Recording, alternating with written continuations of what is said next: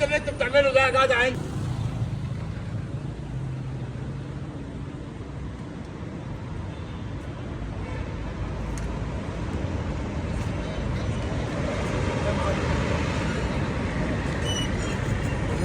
ايه يا عم اللي انت بتعمله ده؟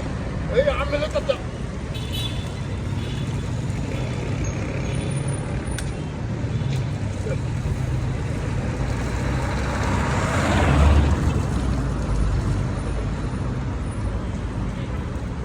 يا جدع انت اللي انت بتعمله ده يا جدع انت.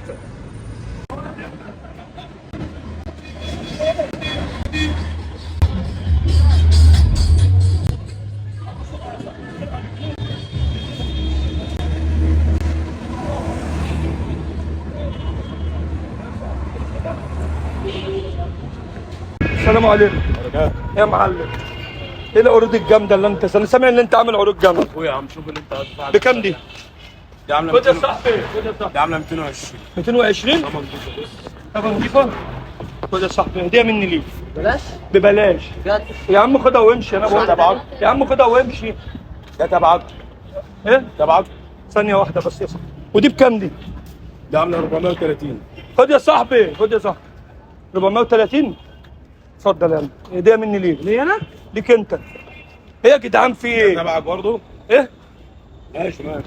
خد يا صاحبي، خد يا صاحبي. دي بناتي على فكره. بناتي وفيها ايه؟ عادي. بقول لك ايه، تاخد دي هديه مني ليك. هديه مني ليك. ايوه خدها. تاخدها؟ طب بعدين عاوز افهم، هو مشي كده وده مشي كده، الحل مين هيحاسبنا على الحاجه دي؟